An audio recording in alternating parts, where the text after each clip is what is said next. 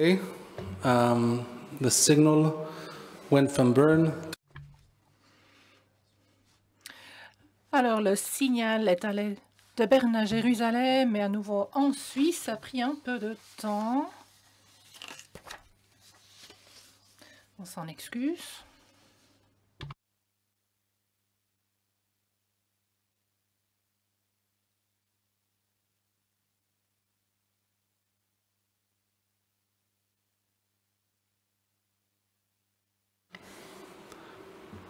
Shalom, dear Holocaust survivors. Shalom, chers survivants de l'Holocauste, vos excellences, chers mécènes, mesdames et messieurs, bonsoir et guten Abend. Merci à vous tous d'être avec nous ce soir. Nous tenons à remercier tout particulièrement tous ceux qui ont contribué à cet événement. Je m'appelle Ariel Rosenstein, je suis ambassadeur adjoint d'Israël en Suisse. Je suis honorée de vous accueillir à cette cérémonie de commémoration à l'occasion de la Journée internationale en mémoire des victimes de l'Holocauste 2021. Dans le programme de commémoration de cette année, nous rendons un hommage particulier aux survivants suisses de l'Holocauste. Je voudrais vous inviter à vous lever. Alors que nous observons une minute de silence pour honorer la mémoire des victimes de la Shoah.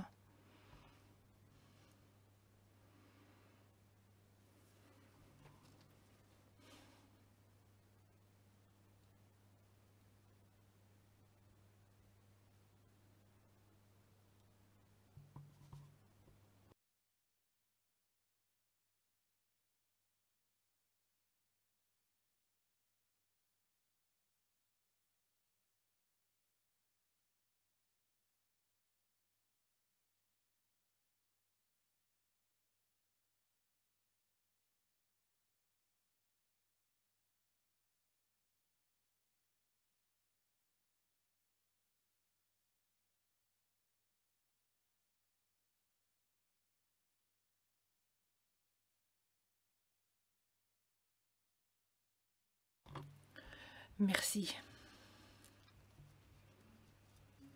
Nous commençons par une prière en mémoire des victimes de la Shoah, El Malech Ramim, lue par le rabbin Michael Cohen de la communauté juive de Berne.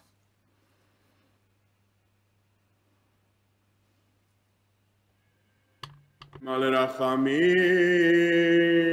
שוכן במרומים, המצא מנוחה נכונה על כנפי השכינה, במעלות קדושים וטהורים, כזוהר הרקיע מזהירים, לנשמות 6 מיליוני היהודים מחללי השואה באירופה, שנהרגו, שנשחטו, שנשרפו, שנטבעו, שנחנקו ושנספו על קידוש השם. באושוויץ, ברגן-בלזן, מיידנק, טרבלינקה ובשאר מחנות ההשמדה. בעבור שכל הקהל מתפלל לעילוי נשמותיהם, לכן בעל הרחמים יסתירם בסתר כנפיו לעולמים, ויצרור בצרור החיים את נשמותיהם. אדוני הוא נחלתם, בגן עדן תהא מנוחתם, ויעמדו לגורלם לקץ הימין, ונאמר אמן.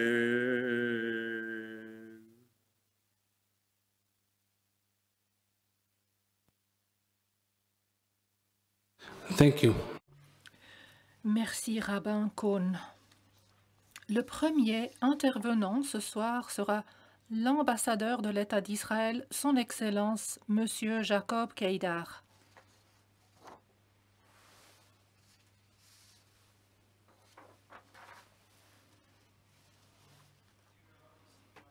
chers survivants de l'Holocauste, cher Monsieur Ebi, président du Conseil national, cher Dr Levin, président de la Fédération suisse des communautés israélites, cher Rabbin Cohn, chers membres du corps diplomatique, chers fonctionnaires du gouvernement suisse, chers représentants des communautés israélites, chers mécènes, mesdames et messieurs, je suis très honoré de prendre la parole. Étant moi-même un fils de survivant de l'Holocauste, je suis honoré de prendre la parole en présence de survivants de l'Holocauste en ligne et de leurs familles et d'écouter plus tard le témoignage du professeur Loeb. Nous sommes à distance physiquement, mais nous sommes ensemble en esprit. Chers amis, la journée internationale en mémoire des victimes de l'Holocauste marque le jour en 1945 où l'Armée rouge a libéré Auschwitz-Birkenau. Elle commémore la Shoah qui a entraîné le meurtre de 6 millions de Juifs. Plusieurs millions de personnes ont été victimes des nazis, mais les seules personnes que les nazis et leurs collaborateurs ont ciblées pour un anéantissement total sont les Juifs. L'essence de cette journée de commémoration est d'honorer la mémoire des victimes de l'Holocauste, d'éduquer sur l'histoire de l'Holocauste et de prévenir de futurs actes de génocide. Aujourd'hui, nous honorons et nous souvenons des survivants suisses de l'Holocauste, ceux qui sont avec nous et qui ne le sont plus. Je voudrais citer l'ambassadeur suisse Benno Battig lorsqu'il présidait l'IHRA il y a 3 ans. Nous avons besoin d'une éducation sur l'Holocauste pour connaître la vérité, pour apprendre à établir les faits et à traquer la falsification, pour lutter contre la négation de l'Holocauste, mais aussi contre la déformation de l'Holocauste. Fin de citation. Lorsqu'il s'agit de lutter contre la négation et la déformation de l'Holocauste, de combattre l'antisémitisme, d'aider les survivants de l'Holocauste et d'éduquer les générations futures, Israël, son gouvernement et ses organisations s'engagent à poursuivre nos efforts inlassables. À cet égard, nous devons mentionner le travail important que la Fédération suisse des communautés israélites ainsi que les diverses organisations, dont par exemple la GRA, la CICAD, l'Union suisse des communautés d'entraide juives, accomplissent dans toute la Suisse. Je voudrais souligner 2 exemples d'efforts de sensibilisation de la jeune génération. Les mémoires des survivants de l'Holocauste éditées par le professeur Ivan Levkovitch et financées par le département fédéral des affaires étrangères, ainsi que l'exposition Les derniers survivants suisses de l'Holocauste initiée par Anita Winter et la fondation Gamaral. Certaines parties de cette exposition ont été récemment intégrées par le Musée national de Zurich. Pour la première fois, des témoignages de survivants suisses de l'Holocauste ont été ajoutés à l'exposition permanente.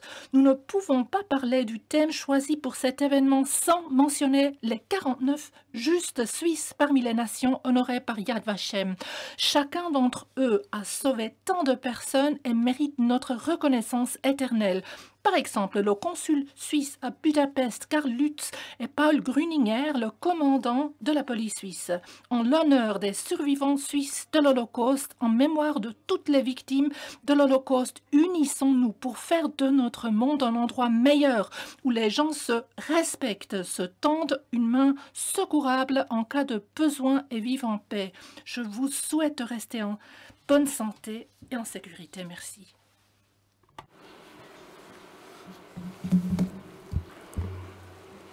Thank you, Ambassador Kedar. Merci, Monsieur l'ambassadeur Kedar.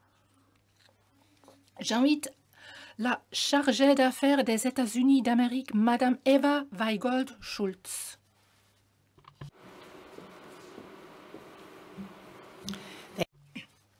Merci, Président Ebi, Président Levin, Excellences, Mesdames et Messieurs. Chaque année, nous nous réunissons pour nous souvenir des horreurs dévoilées avec les libérations d'Auschwitz à cette date 1945. Chaque année, nous honorons les victimes et les survivants et les justes parmi les nations. Nous continuons à en parler. Pour moi, c'est un honneur d'être ici présent. On parle de ces atrocités des décennies plus tard car nous devons veiller à ce qu'elles ne se répètent jamais. Au musée mémorial de l'Holocauste à Washington, D.C., on peut lire une citation déchirante d'Elie Wiesel, survivant de l'Holocauste et prix Nobel de la paix, qui dit tout. Je n'oublierai jamais les petits visages des enfants dont j'ai vu les corps se transformer en guirlandes de fumée sous un ciel bleu silencieux. Fin de citation.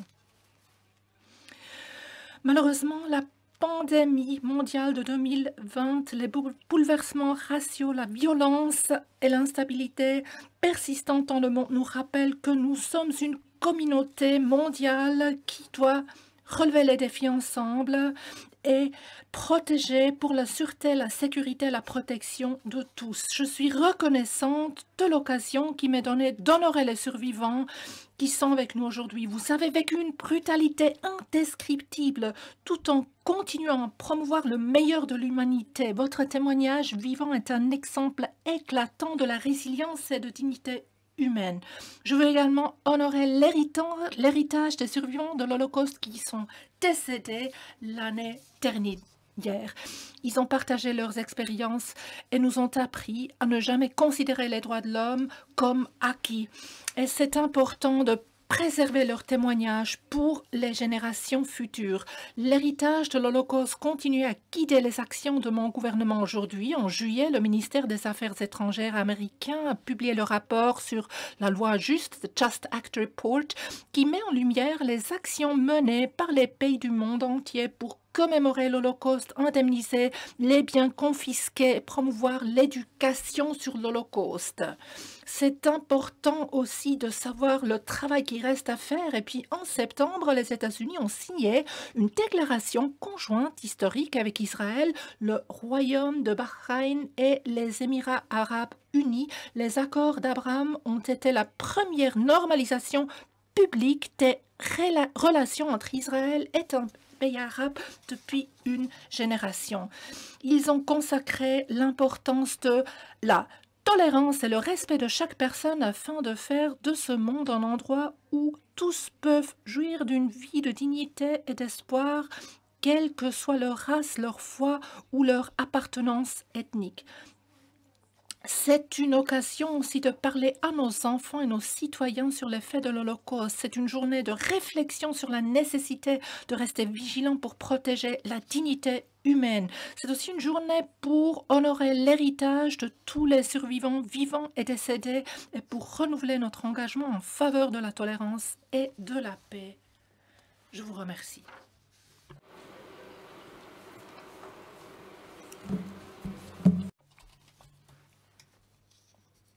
Merci, Madame Weigold-Schultz.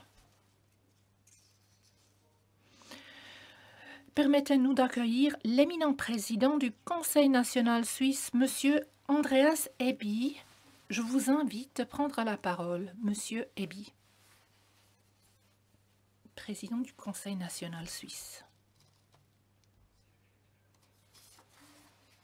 Cher professeur Loeb, cher docteur Levin, Mesdames et Messieurs les ambassadeurs et ambassadrices, Mesdames et Messieurs, depuis 2005, le 27 janvier, nous commémorons les 6 millions de Juifs, les Sinti, les Roms, les Yéniches, les homosexuels, les combattants de la résistance politique et toutes les autres victimes et survivants de l'Holocauste.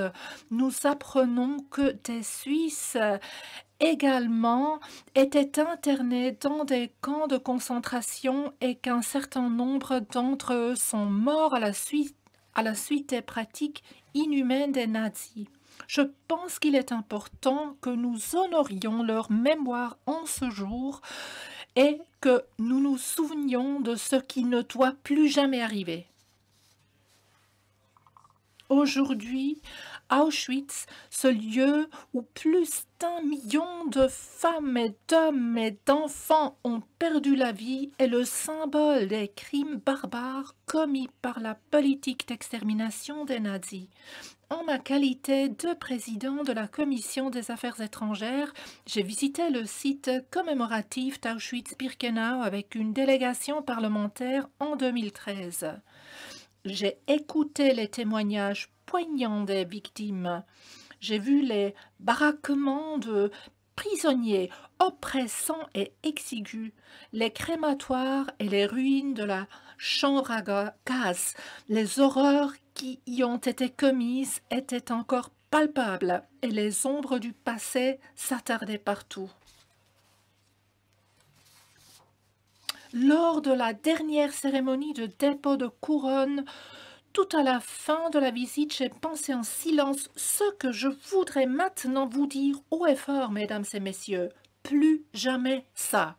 Plus jamais une déviation de la norme ne doit être menacée de violence. Plus jamais les gens ne doivent avoir à craindre d'être persécutés en raison de leurs opinions politiques. Plus jamais la foi ou l'appartenance ethnique ne doivent conduire à la privation de droit, à l'expulsion et au meurtre. Oui, les horreurs qui ont pris fin il y a 76 ans aujourd'hui avec la libération du camp de concentration d'Auschwitz-Birkenau ne doivent plus jamais se reproduire. L'effroi provoqué par les crimes inconcevables du régime national-socialiste peut nous plonger dans une mutisme sidérée. Mais nous ne devons pas nous taire. Auschwitz est là pour nous exhorter à garder vivant le souvenir de l'une des heures les plus sombres de l'histoire de l'humanité et le transmettre de génération en génération. En ce sens, je suis heureuse de l'existence d'événements commémoratifs comme celui d'aujourd'hui qui permettent à des survivants de s'exprimer et de nous raconter leur histoire. Nous devons continuer de parler du tort qui a été commis et garder une grande critique sur ce qui s'est passé. Ce n'est qu'ainsi que nous pourrons comprendre les erreurs du passé et en tirer les enseignements qui s'imposent afin que le présent soit pacifique à l'avenir meilleur. Nous pouvons tous faire quelque chose pour que l'appel « Plus jamais Auschwitz » reste une réalité. Il est important pour moi, en particulier dans mon rôle de président du Conseil national, que nous veillions à notre ton dans le débat politique. Nous avons le droit de ne pas être d'accord et de nous disputer sur des questions, mais l'adversaire politique mérite le respect. Ceux qui attaquent personnellement les adversaires, les font taire ou même les menacent, mettent en danger notre démocratie libérale. Prenons soin de notre culture politique et en nous traitant les uns et les autres avec décence, tolérance et empathie. Défendons des valeurs telles que la liberté, l'état de droit et l'égalité. Luttons contre le racisme, l'antisémitisme et la haine en appelant ensemble « plus jamais ça ».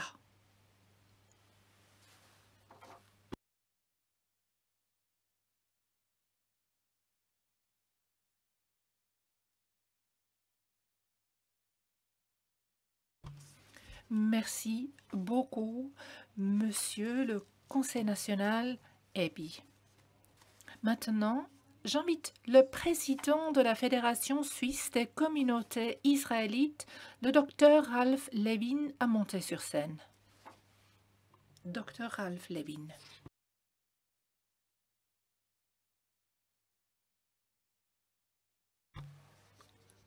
Cher Dr Professeur Loeb, Monsieur le Président du Conseil national, Excellences, Kvod Haraf, Messieurs et Mesdames. C'est un grand honneur pour moi de m'adresser à vous aujourd'hui en tant que président de la Fédération suisse des communautés israélites. Bien sûr, j'aurais préféré pouvoir le faire dans une salle pleine de monde. Cependant, nous sommes dans une période particulière et difficile.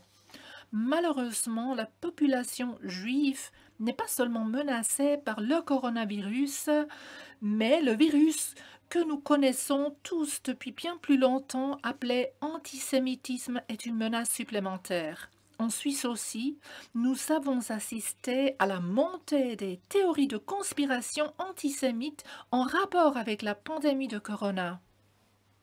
Qu'il s'agisse de la peste, d'une guerre, d'une crise économique ou d'une pandémie mondiale, pour certaines personnes, les coupables sont toujours évidents. C'est pourquoi il est d'autant plus important que nous soyons toujours conscients de deux choses. Tout d'abord, il faut toujours et partout s'opposer à l'antisémitisme, mais aussi à toute haine envers d'autres minorités. En deuxième lieu, nous ne devons jamais oublier à quoi peuvent mener des propos antisémites. À la discrimination, l'exclusion, l'expulsion et au meurtre. Aujourd'hui, nous allons entendre les témoignages de 3 hommes qui ont vécu cette expérience douloureuse. D'une part, le professeur Dr Ladislaus Loeb s'adressa directement à nous. D'autre part, nous entendrons des enregistrements vidéo d'Edward Kornfeld et de Gabor Hirsch qui sont malheureusement décédés l'année dernière. La FSCI a entretenu une relation étroite avec les deux. Les 3 hommes n'ont jamais cessé de raconter leur histoire, même dans leur vieillesse, dans les classes, lors de conférences et d'événements commémoratifs comme celui-ci. Et ils n'ont pas seulement raconté leur histoire, mais aussi celle de ces personnes qui ne pouvaient plus la raconter elles-mêmes. Ils ont également vaincu les nazis de 3 manières à la fois. Ils ont survécu, ils ont créé des familles et ont ainsi contribué à la continuité de la vie du peuple juif. Et ils n'ont pas laissé s'effacer le souvenir des 6 millions de morts. Comme nous le savons tous, les récits des survivants de l'Holocauste ont été et sont extrêmement importants, sinon la chose la plus importante pour la commémoration. Mais malheureusement, dans un avenir prévisible, il n'y aura plus de personnes qui pourront nous parler de leurs expériences pendant l'Holocauste. Nous devrons donc trouver de nouvelles voies et de nouveaux moyens pour que nous et nos descendants puissions nous souvenir et ainsi contribuer à ce que cela ne se reproduise plus jamais.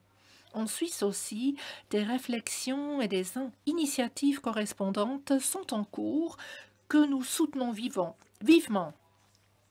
Il est particulièrement important, quoique exigeant, de s'adresser aux jeunes qui sont chaque jour sur les médias sociaux, s'occupant sujets complètement différents et qui ne connaissent même plus les événements tragiques par ouï dire.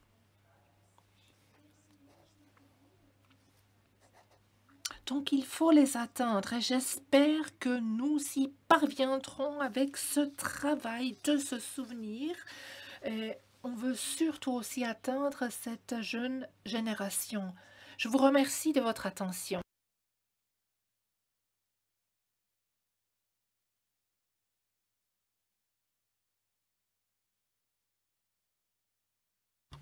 Merci, docteur Levin.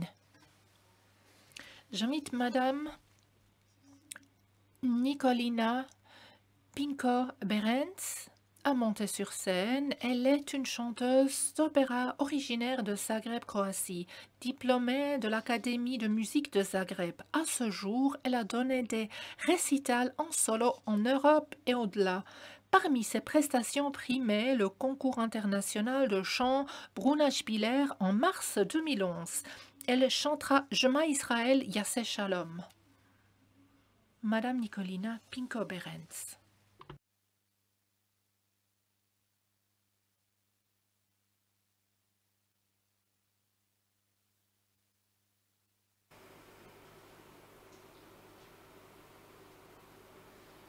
Shema Israel Adonai Eloheinu Adonai Echad. Shema Israel Adonai Eloheinu Adonai Echad. Shema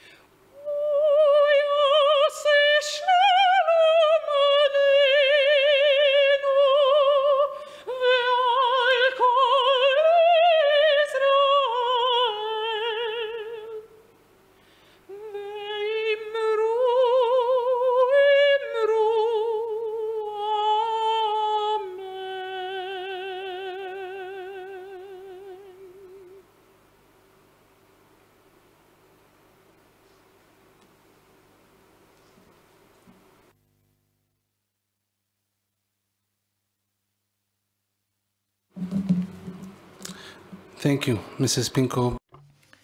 Merci, Madame Pinko-Behrens. L'Allemagne préside cette année l'IHRA. L'IHRA est l'Alliance internationale pour la mémoire de l'Holocauste qui réunit des gouvernements et des experts pour renforcer et promouvoir l'éducation, la mémoire et la recherche sur l'Holocauste dans le monde entier. J'invite l'ambassadeur d'Allemagne, son Excellence Michael Flücker, sur scène.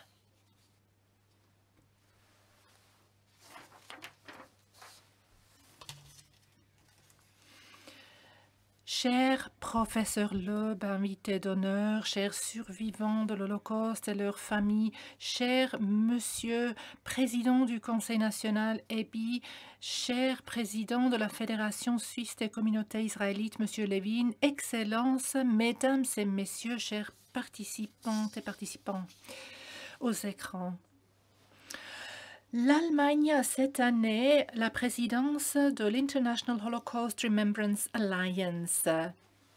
À l'initiative de la présidence allemande, les Nations Unies, l'UNESCO et l'IHRA commémorent ensemble pour la première fois la Journée internationale en mémoire des victimes de l'Holocauste. Le secrétaire général des Nations Unies, Antonio Guterres, le directeur général de l'UNESCO, Azulay, et la chancelière allemande Angela Merkel se rejoindront à nous lors d'une cérémonie en ligne en hommage aux victimes des persécutions nazies.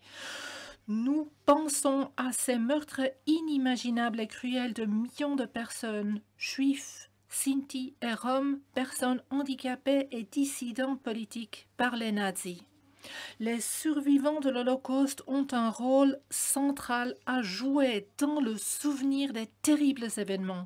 Depuis de nombreuses années, ils mènent une campagne inlassable contre l'oubli. Cependant, les témoins contemporains, comme M. Levin a dit, qui ont dû endurer de si terribles souffrances, vieillissent et nous constatons avec tristesse que la génération des survivants s'éteint lentement. C'est pourquoi nous avons choisi pour notre événement d'aujourd'hui à Berne le thème « Se souvenir des survivants suisses de l'Holocauste ». Nous ne pouvons apprendre de l'histoire que si nous en chérissons la mémoire. Sans témoins contemporains, il devient de plus en plus difficile de garder les souvenirs vivants dans les générations futures. Mais cela fonctionne aussi dans l'autre sens, comme le montre l'exemple. Il y a plus de 15 ans, un étudiant israélien est venu me voir pour son projet de recherche à Londres, où j'étais alors attachée de presse. Il voulait savoir comment moi, en tant que personne née après l'Holocauste, je l'avais vécu et ce que j'en savais. Ce faisant, il a également déclenché en moi un processus de autoréflexion. Nous devons aujourd'hui déclencher cette autoréflexion chez les jeunes générations. À mon avis, c'est la seule façon de préserver la mémoire. Le ministre des Affaires étrangères, Heiko Maas, a déclaré « L'avenir a besoin de mémoire ». Pour nous, une responsabilité particulière découle de la terrible histoire de l'Allemagne sous les national-socialistes. Le nom de l'Allemagne sera jamais associé à l'Holocauste. C'est à la fois une responsabilité et un rappel pour nous de nous exprimer chaque jour contre la discrimination des personnes sur la base de leur religion ou d'autres caractéristiques et contre les crimes de l'humanité. Pour l'Allemagne et la politique étrangère allemande d'aujourd'hui, les terribles événements qui se sont produits sous le régime national-socialiste constituent une motivation importante, sinon la plus importante, pour s'élever contre le fascisme et les dictatures et pour défendre la démocratie, les droits de l'homme et la paix dans le monde. L'Allemagne s'engage donc pour un monde qui se souvient de l'Holocauste et pour un monde sans génocide. Pendant la présidence de l'IHRA que l'Allemagne exerce depuis mars 2020 et jusqu'à février 2021, nous nous engageons particulièrement à lutter contre les relativisations et les distorsions de l'Holocauste. Dans le cadre de notre présidence de l'IHRA, nous encourageons un large éventail de projets qui contribuent à la lutte contre l'antisémitisme et l'antisiganisme et la commémoration des victimes de l'Holocauste. Nous sommes profondément préoccupés par les terribles actes d'antisémitisme et le regain de l'extrémisme de droite également en Allemagne. Nous sommes à un moment critique. Le nombre d'attaques antisémites a augmenté depuis 2018. Non seulement nous subissons des attaques, mais nous devons également reconnaître que les médias sociaux sont de plus en plus utilisés pour diffuser des discours de haine antisémite. Cela pose de nouveaux défis à la société. Il reste notre responsabilité à nous tous qu'un tel génocide ne se répète jamais. Nous honorons, mesdames et messieurs, la vie et le travail des survivants de l'Holocauste aujourd'hui. Nous nous inclinons devant les défunts et nous nous souvenons tout particulièrement des survivants suisses de l'Holocauste, Gabor Hirsch et Eduard Kornfeld, récemment décédés. Je suis extrêmement heureux que notre invité d'honneur, le professeur Ladislaus Loeb, ait accepté notre invitation, qu'il nous fasse part de ses souvenirs. Ladislaus Loeb a survécu le camp de concentration Bergen-Belsen. Il a fui par sa fuite qu'il a menée à Budapest et au camp de concentration, après à Suisse. Il a étudié dans les années 50 à Zurich, l'allemand et l'anglais, et puis il a écrit un livre, Affaires avec le diable. Régeux Kastner Daring Rescue Mission en anglais, et aujourd'hui il travaille dans la fondation Gamaral pour se souvenir de l'Holocauste, et ensemble avec cette fondation ils ont créé le site web kastnersurvivors.org. Ici, je voudrais aussi remercier la présidente de la Gamaral, Fondation Gamaral, Madame Winter, pour son engagement et la collaboration. Cher professeur Loeb, nous vous sommes profondément reconnaissants d'avoir partagé votre expérience avec nous aujourd'hui et d'avoir contribué par votre témoignage à ce que le crime de l'Holocauste ne se répète jamais. Je donne la parole à Monsieur Ladislaus Loeb.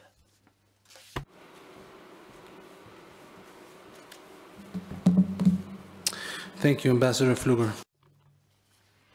Merci, Monsieur l'ambassadeur Flücker. Comme présenté par l'ambassadeur Flücker, veuillez vous joindre à nous pour regarder et écouter le témoignage de vidéo de professeur Ladislaus Loeb. Monsieur l'ambassadeur, merci beaucoup pour vos paroles chaleureuses. Mesdames et messieurs, je suis très heureux que vous vous intéressiez à cet événement, car c'est un très grand honneur pour moi de pouvoir vous raconter ici mon expérience d'enfant de 11 ans dans un camp de concentration. Je suis née en 1933 en Transylvanie, qui à l'époque appartenait à la Roumanie, mais qui est passé à la Hongrie en 1940. Mon père était un homme d'affaires. Ma mère avait la tuberculose et est morte quand j'avais environ 9 ans. La Hongrie était le pays le plus antisémite d'Europe. Il y avait des lois anti-juives très méchantes.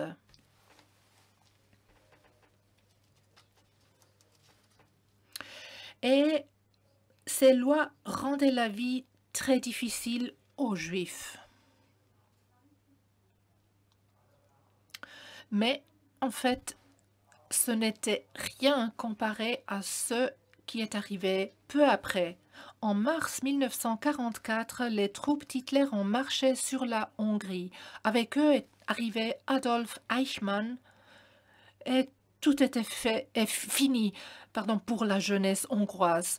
Nous n'étions pratiquement plus autorisés à quitter la maison. Quand nous étions dehors, nous devions porter l'étoile jaune. Et on nous a bientôt emmenés dans le ghetto. Le ghetto était une briqueterie désaffectée. Nous avons dû attendre des camions sur la route qui nous ont ensuite conduits au ghetto après que nous ayons été encerclés par des gendarmes vraiment brutaux. Une fois arrivés au ghetto, Là, vous avez dû oublier tout ce que vous aviez connu dans la vie normale. C'était terrible. Du ghetto, nous avons été expédiés dans des trains de marchandises vers l'Europe de l'Est, vers Auschwitz. Quand je dis nous, c'était toute ma famille, mes oncles, mes tantes, ma grand-mère, mon grand-père, etc. À une exception près, à savoir mon père et moi, j'y reviendrai. Mais quand les autres sont arrivés à Auschwitz, et je le sais parce que nous l'avons entendu des survivants après la guerre, il y a eu une scène, comment dire, pas une anecdote, non, une scène très triste en fait. Lorsque les Juifs arrivaient à Auschwitz, ils devaient toujours passer devant un médecin SS qui lui envoyait d'un côté ceux qui lui semblaient trop vieux, voire trop malades ou trop faibles pour travailler, et de l'autre côté, il envoyait ceux qui lui semblaient aptes à travailler. Et cela incluait ma petite tante. Ma petite tante était la jeune sœur de ma mère qui, elle, s'était occupée de moi pendant la maladie de ma mère. Ses parents ont donc été envoyés d'un côté par le médecin SS et elle de l'autre. Elle a alors demandé au médecin de l'autoriser à aller avec ses parents. Il a dit tout à fait indifféremment « oui », et ma petite tante est allée chez ses parents qui étaient en route pour l'endroit où le médecin les avait envoyés. Ils ont disparu dans un bâtiment. Il s'avère que ce bâtiment était une chambre à gaz. Et c'est là que ma petite tante a péri. Mon père et moi, comme je l'ai dit, n'étions plus là, car nous avions déjà fui le ghetto. Mon père avait réussi, grâce à la falsification d'un document et à son esprit vif, à nous faire sortir du ghetto. Nous avons pris un train en direction de la capitale Budapest, car les déportations avaient commencé en province, alors qu'à Budapest, la vie des Juifs était encore relativement supportable.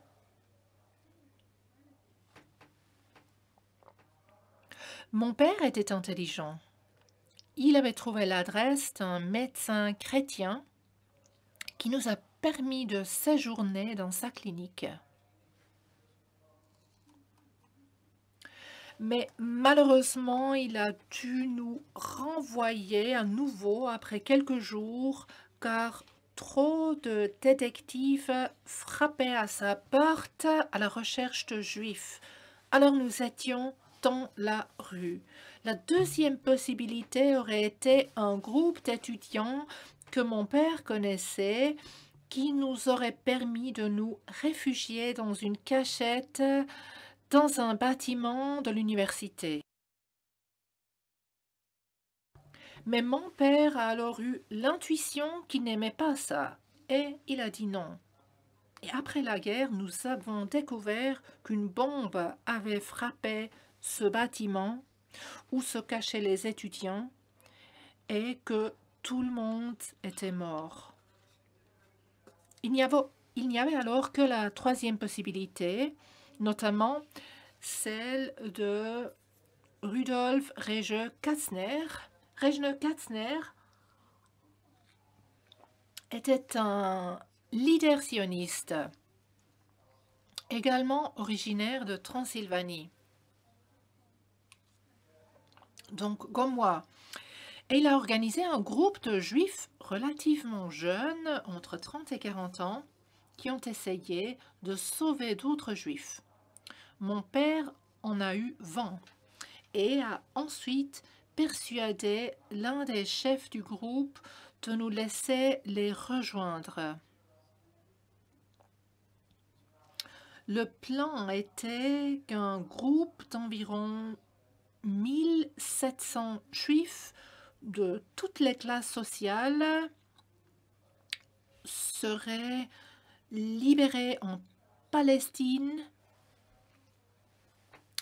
et ceci contre une rançon de 1000 $ par tête.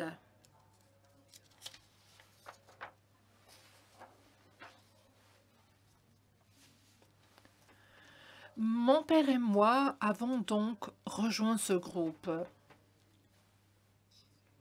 Nous y avons été acceptés et nous sommes donc partis d'une gare de fret à Budapest le 30 juin 1944, pensant que nous allions en Palestine.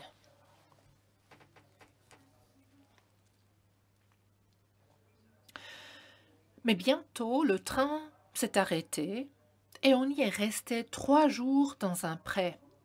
Il y avait des rumeurs selon lesquelles nous n'allions pas en Palestine, ce qui était vrai.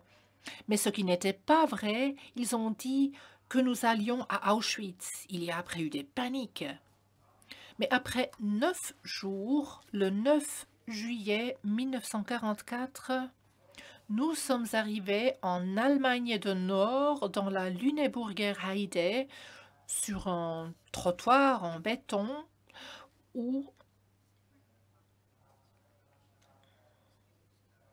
il n'y avait rien d'autre là. On y est arrivé et là, des soldats SS brutaux avec des chiens de berger allemands nous attendaient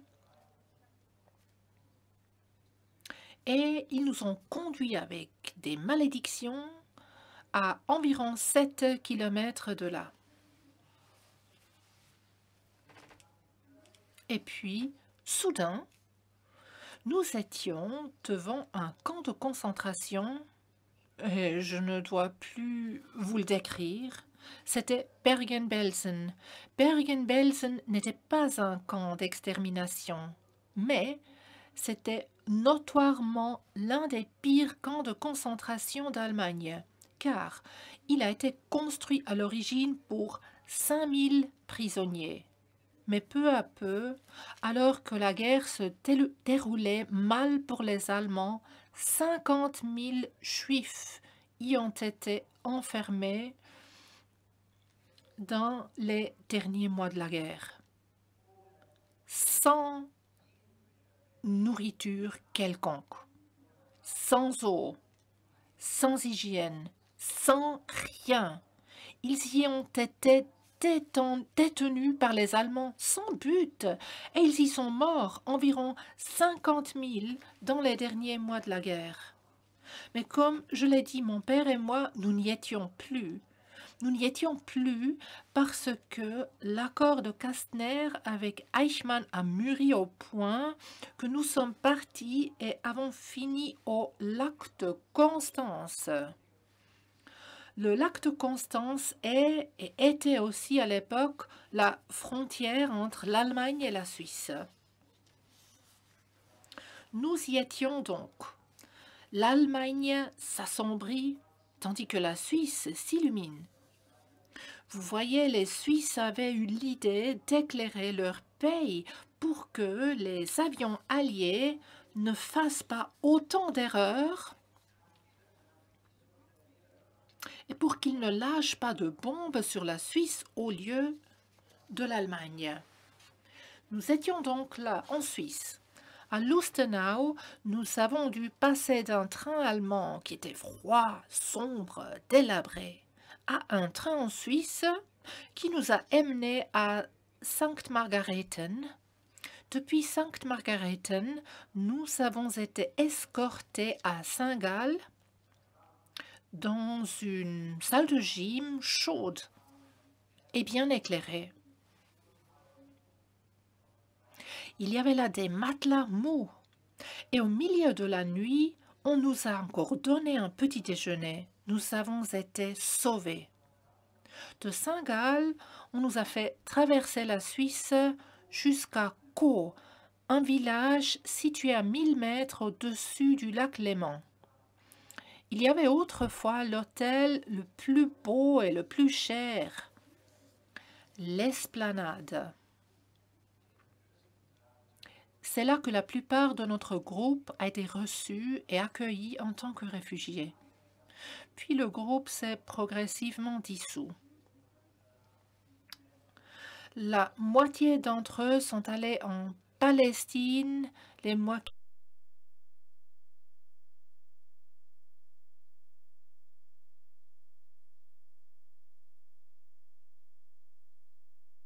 étaient envoyés de jeunes Aliyah, où les enfants étaient préparés à la vie dans un kibbutz en Palestine. Cependant, cela aurait signifié que mon père et moi aurions été séparés après tout ce que nous avions vécu ensemble. Aucun de nous ne pouvait le supporter. Mon père a alors réussi à nous faire sortir de cette maison. J'étais envoyée dans une école qui porte un nom français, mais c'était une école allemande, l'école d'humanité dans l'Oberland bernois, une école dite anti-autoritaire où j'ai passé 2 ans de mon enfance.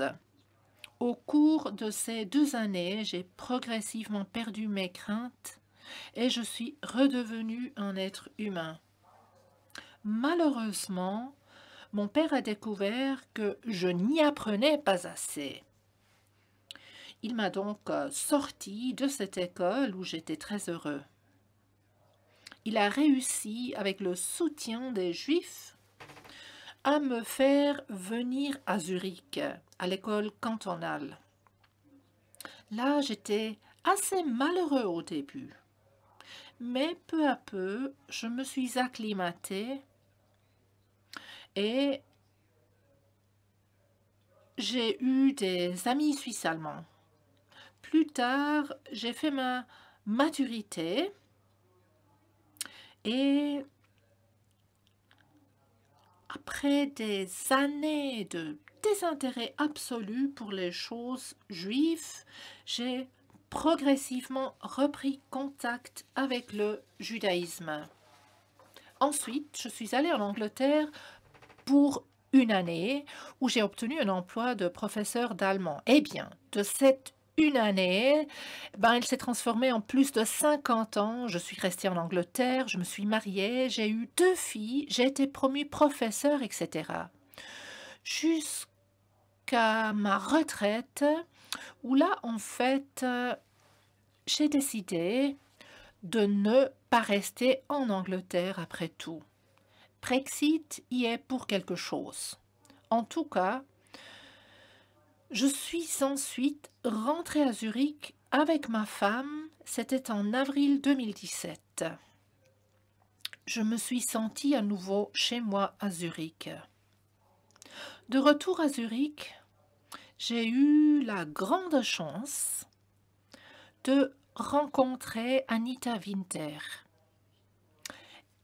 Elle ne m'a pas seulement accueillie pour ma 2e vie à Zurich, avec toute la gentillesse nécessaire, mais j'ai aussi eu le plaisir de voir qu'elle était, tout comme moi, profondément convaincue que l'Holocauste ne doit jamais se répéter. Pour qu'il ne se répète pas, il faut le rappeler. Il nous appartient donc, si possible, de travailler ensemble pour que l'Holocauste ne soit jamais oublié et de trouver activement des moyens de lutter efficacement contre le racisme et le génocide.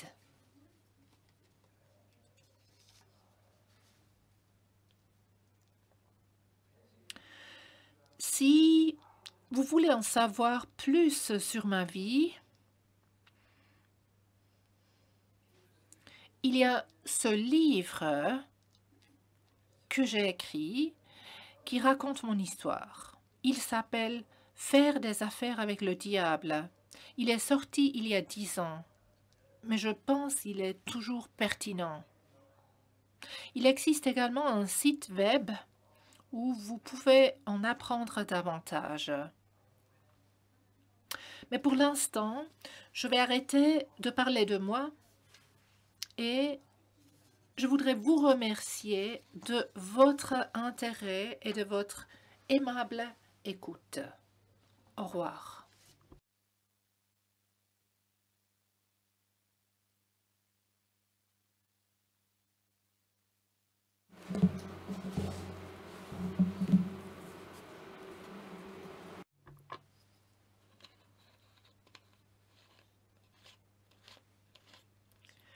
Merci, professeur Le, pour votre témoignage émouvant. Nous allons maintenant conclure la cérémonie de commémoration par une prière en souvenir des victimes de l'Holocauste, Kaddish, lue par le rabbin Cohn. יתגדל ויתקדש שמי רבה, בעלמא דברי חירותי והמליך מלכותי, בחייכון וביומכון ובחיי דכל בית ישראל, בעגלה ובזמן קריב ואמרו אמן. יהי שמי רבה מבורך לעולם ולעלמי עלמיה. יתברך וישתבח ויתפאר ויתרומם ויתנשא, ויתהדר ויתעלה ויתהלל, שמי די קודשה בריחו. לעילה מן כל ברכתה ושירתה, תושבחתה ונחמתה, דאמירן בעלמה, ואמרו אמן. יהי שלמה רבה מן שמיה, וחיים עלינו ועל כל ישראל, ואמרו אמן. עושה שלום במרומיו, הוא יעשה שלום עלינו, ועל כל ישראל, ואמרו אמן.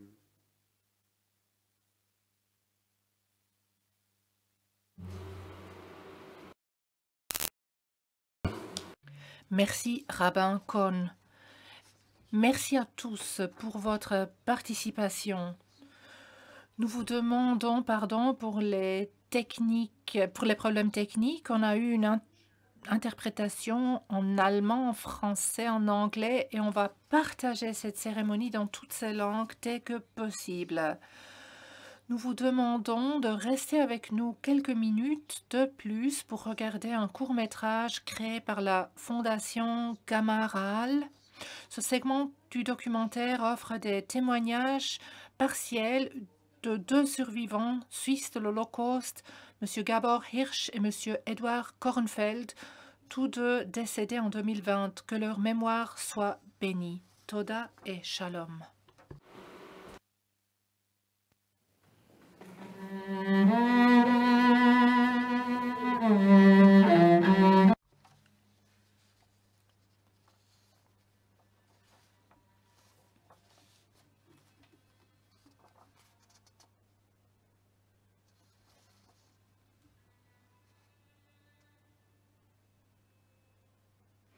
En 2020, 11 survivants de l'Holocauste vivant en Suisse sont décédés. Aujourd'hui, nous rendons hommage à 2 d'entre eux. Que leurs souvenirs restent à jamais gravés dans nos mémoires.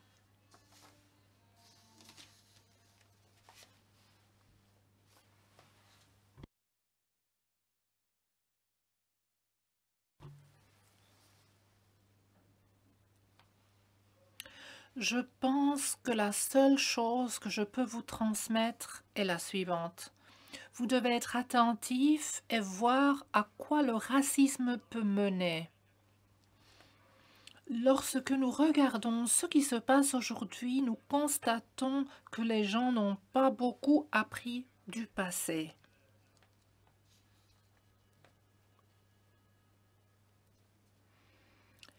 Fondation Gamaral. Demain, il pourrait être trop tard. Edward Kornfeld, Gabor Hirsch. 75% ont été gazés immédiatement. Je faisais partie des 25%.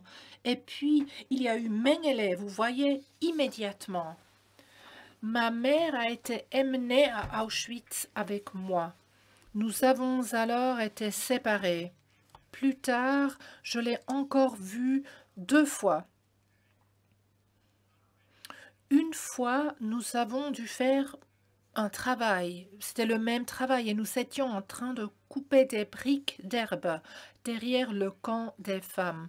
À cette occasion, j'ai vu ma mère. La première fois, je pense, c'était en juillet et la deuxième fois, c'était probablement en août. La deuxième fois, j'ai su qu'il s'agirait probablement de ce travail et j'ai réussi à organiser une portion de pain. J'allais la donner à ma mère. Mais au lieu que je lui donne mon pain, elle m'a donné sa portion de pain. C'est en fait la dernière fois que j'ai vu ma mère.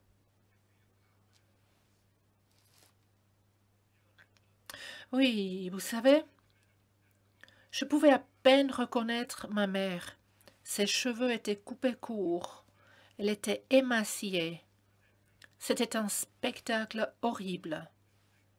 Je n'aime pas repenser à cette époque, pas du tout.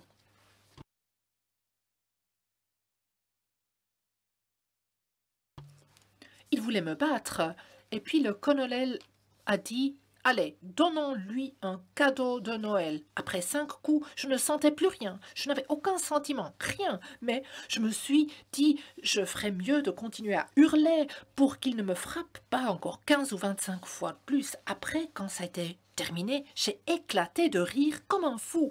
Il n'y a pas de moyen de l'expliquer. Puis vint le premier des SS, le commandant. Il m'a attrapé par le col et m'a jeté sur les morts.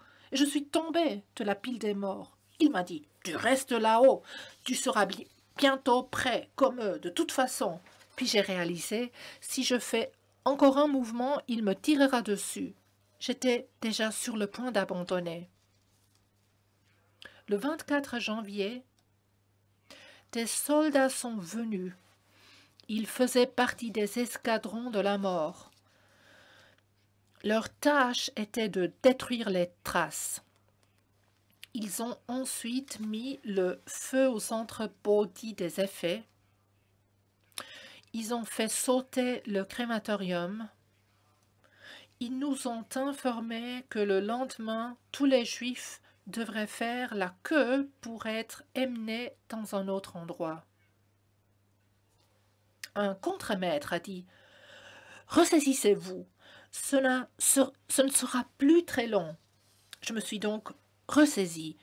Quand vous êtes tombé, vous n'avez plus ressenti de douleur. Il faisait froid, c'était l'hiver. J'ai donc attendu. Et le miracle a été, ils ont appelé des fournitures de Dachau, mais rien n'est venu.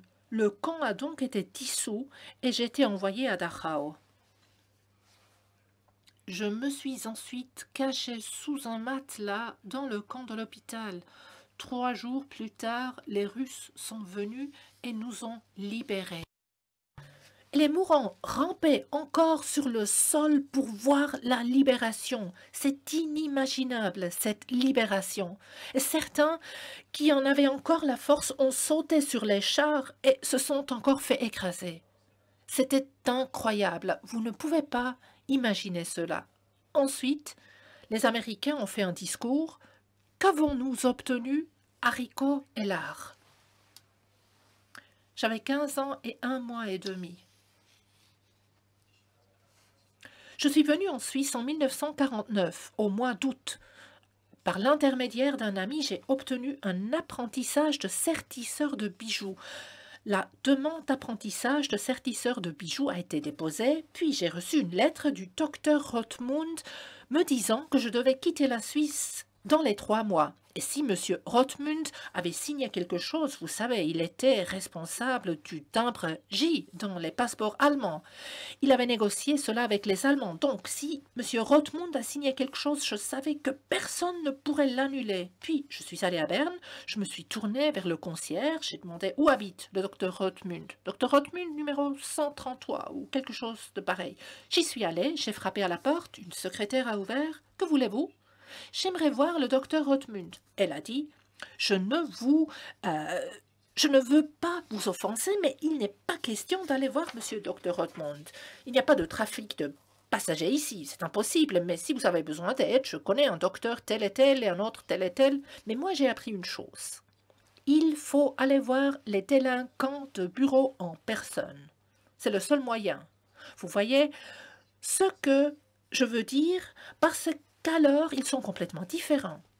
Je n'ai jamais regardé un SS dans les yeux, jamais. Et la patronne à Dachau n'avait jamais entendu une telle chose directement non plus. Là, docteur tel et tel. Parce que si vous regardiez un SS dans les yeux, il dirait « sortez » tout simplement, comprenez-vous? Et si vous ne le faites pas, il vous tirera dessus. Je fixais l'espace vide comme ça. J'ai saisi la situation psychologiquement en Hongrie et partout ailleurs. On a parlé relativement peu du passé. J'ai essayé de le travailler en allant aux archives pour chercher des choses. Il était important pour moi de voir, plus ou moins en noir et blanc, ce qui m'était arrivé. Les cauchemars se sont mélangés. C'est pourquoi je voulais m'assurer de la fiabilité de mes souvenirs.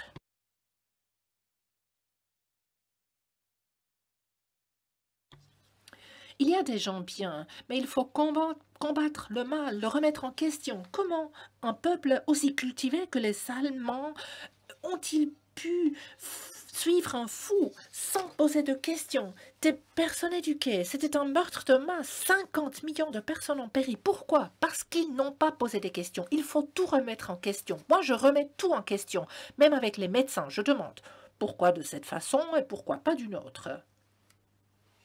C'est comme ça que j'ai déjà pu éviter des opérations, voyez-vous. Je tiens à souligner qu'il faut tout remettre en question. C'est ce que je dis aux jeunes. Ne soyez pas des suiveurs.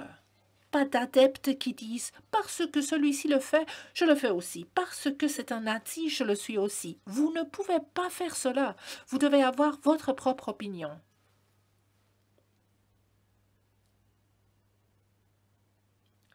Il est important de ne jamais oublier. Ne jamais se taire, ne jamais être indifférent. Jamais.